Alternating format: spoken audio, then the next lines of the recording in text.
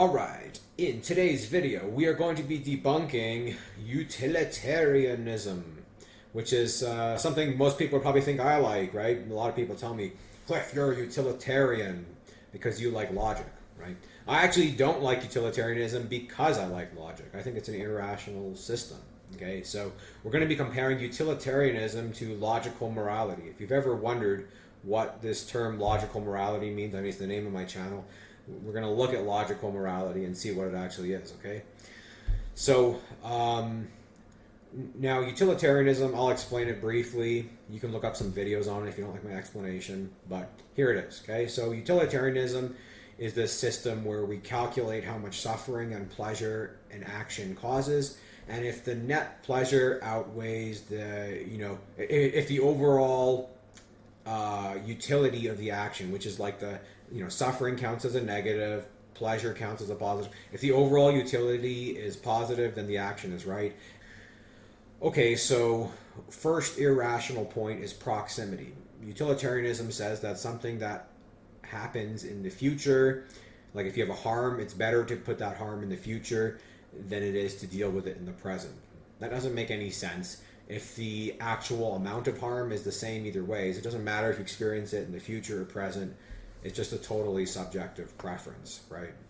So, okay, well, fine. That's not too good of a criticism because, like, if you factor that into the math is still pretty good. Now, here's where it gets wonky, is this concept of extent. So this is the idea, if you have two beings and they each experience 10 points of suffering, let's say, we add that together. So now we have 20 points of suffering, and that's how we do our math.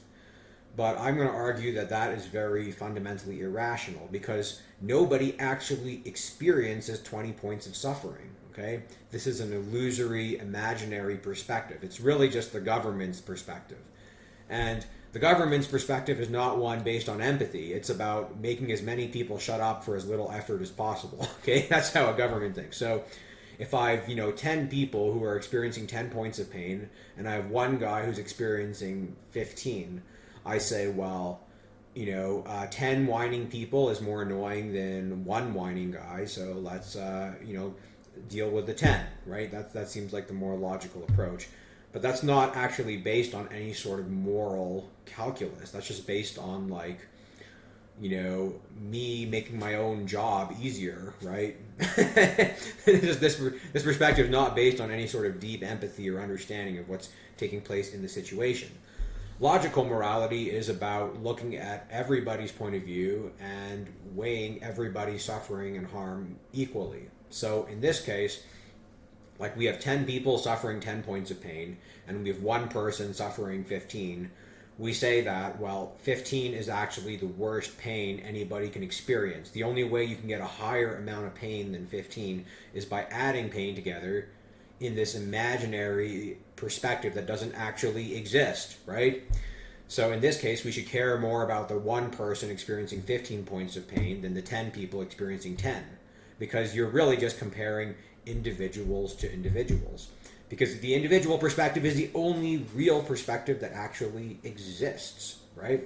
So that's the essence of logical morality. And I gave Gemini 3 both arguments, and I didn't tell them whose was whose. Obviously it knows which one is utilitarianism, and it took the side of logical morality, right? So that's pretty good. And Gemini 3 is not that great. I think a lot of the times I can convince it either end of an argument, right? If I say, this is the rational argument, here's why, and now here's the rational argument, and here's why. A lot of the times it'll say both are the superior, better argument, right? But, it's better than nothing, right? And getting professional intellectuals into my videos is harder to get them to review it. So, but sometimes I do. And these videos, they don't get much appreciation, so I'm not going to spend a lot of my time having professionals review my videos because it takes a lot of time and sometimes money to actually get that done.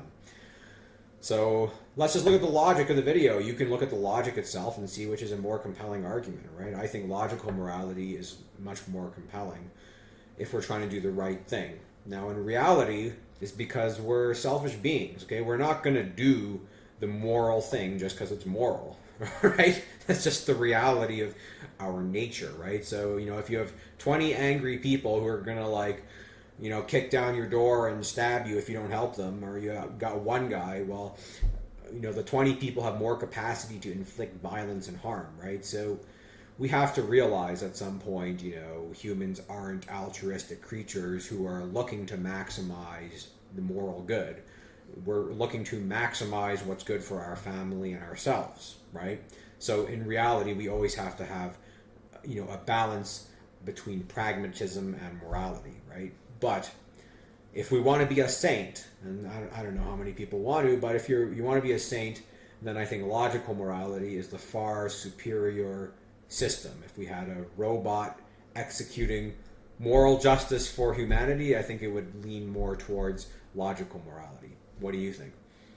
Let me know your thoughts in the comments below. Do you have a system better than logical morality? Can you beat logical morality? I don't know. Fire your argument below, see if you can come up with an even more rational system of morality.